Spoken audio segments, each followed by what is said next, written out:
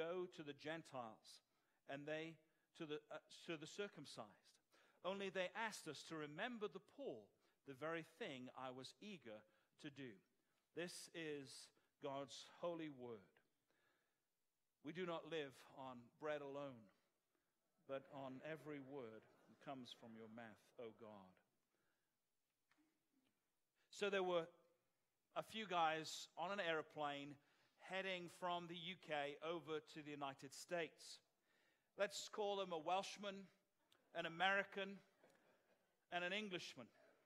And so in the plane, they were sitting and enjoying their journey, and it was just a private little airplane as they were taking this transcontinental experience. And all of a sudden comes bursting out the pilot from the cockpit, and he, in a very panicked state, says, "We've lost both engines, and there's only 3 parachutes."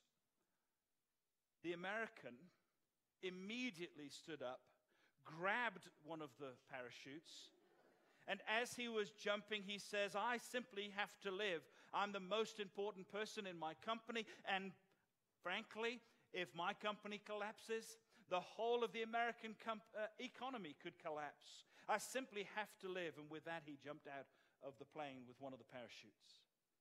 Then the Englishman rushes forward to the door, declaring he had just won the Nobel Prize for being the smartest man in the world. "Just last week, I received that prize. I have to live. I'm sorry.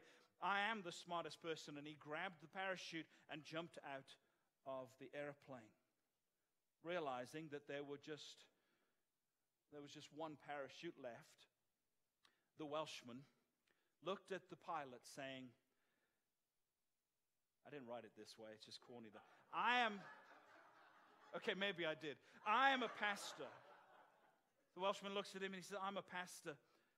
I have put my faith in Jesus. And so far I understood that he's always been with me. So I know for certain that when I die, I will go to heaven." And he hands the pilot the last parachute.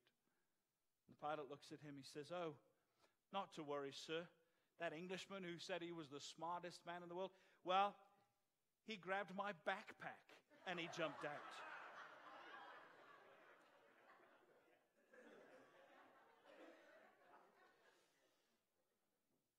It may look like a parachute. It may feel like a parachute. But unless it is a parachute, it will not save you.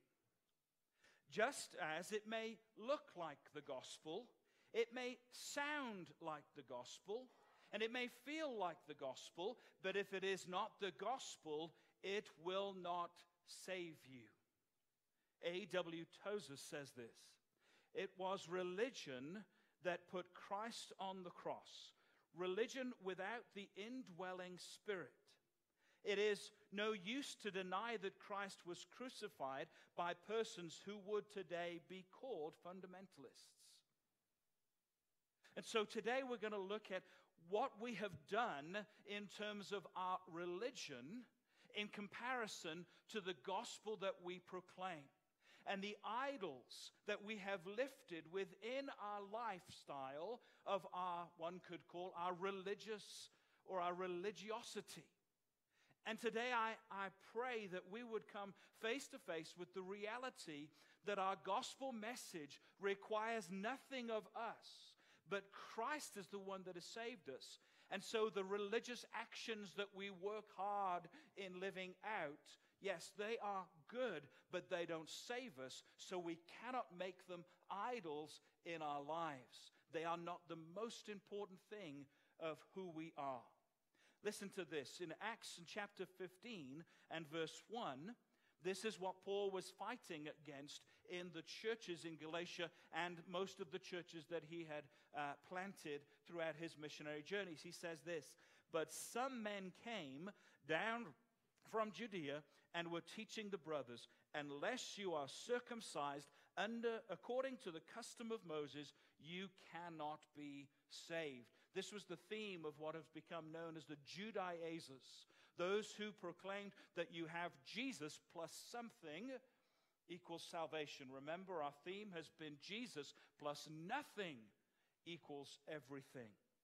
G.K. Chesterton says, let your religion be less of a theory and more of a love affair.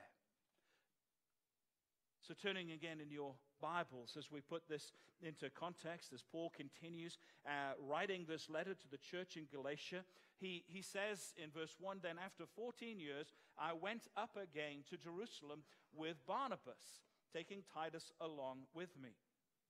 So we have to remember, this is where we are. Our context is that Paul is about to leave. He's going, or he's writing about his journey to Jerusalem, to the heart of Judaism, and into the heart of the Jerusalem church. Some of these brothers, he says, had come from Judea. And so we're confronting this morning this concept that we have lifted up our religious practice higher even than the gospel that has saved us. So putting this into that sense, then Paul says after 14 years, he goes again up to Jerusalem. He had not been, although in chapter 1 we read how he had gone at some point and he had visited with James, the brother of Jesus, and also Peter in conversation about support. That first visit was about encouragement, support, and it was not for religious instruction. No, it was really just to simply be together. This return visit, though, had a distinctive purpose in that he was taking Barnabas, a fellow worker of the gospel, and Titus, a non-Jew who had come to faith in Jesus Christ, a Greek, as he will be described later. So Paul was clearly faithful in accepting that sense that all believers, both Jews and converts from Judaism and